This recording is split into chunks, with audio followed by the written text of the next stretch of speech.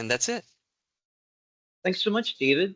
So we have a few questions that came through. The first one is, what are some of the common objections that happen in your experience, and how would you overcome those client objections?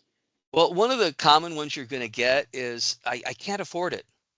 And they really, it's because they're not aware of what you can do as an agent with Penny. You can shop over 40 different carriers, top carriers in the nation.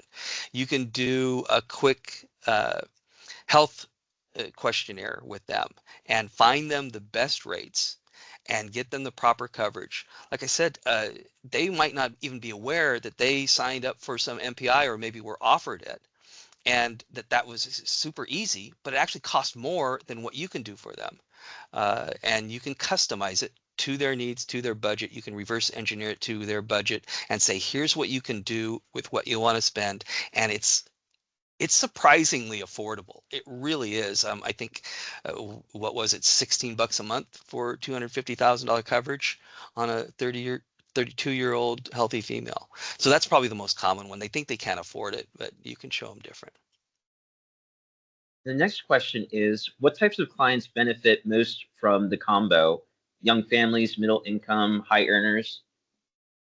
Okay, so middle income, high earners, all of the above, yes. High income earners, I'd probably also talk to them about other things such as IULs for retirement income, but that's a whole different presentation, uh, certainly. But yeah, anybody, I would say, between the ages of 25 to 45. Probably key demographic here is if you're looking for that target market, age 25 to 45, young, healthy professionals who obviously have purchased a home.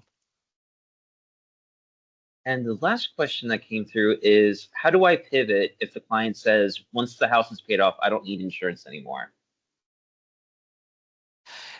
If that's the case, okay, after this entire recommendation and presentation, you pare back. So if in that example that I gave and said, okay, he's a 35-year-old engineer, and we recommended 650,000 in the 30-year term and 100,000 to cover the rest of it as permanent. Just pare back to a straight 750,000 30-year term and tell him about that, get him the best rates, and remind him that if he changes his mind, which guess what, he'll probably change his mind over the next 30 years, it is something that's guaranteed convertible. So at any point during that 30 years, or at least, yeah, probably any point all the way to the end, he'll have the option to convert all of the coverage or a portion of it to something permanent without further underwriting. So it'll have that flexibility to him in case he decides 20 years later that he wants to reconsider. So I believe those are all the questions. Thank you, everyone, for joining and being patient with us and sticking around. So you will be getting a recording within 24 hours, and this will be available to anyone who registered. And it'll be properly and professionally edited, I'm sure.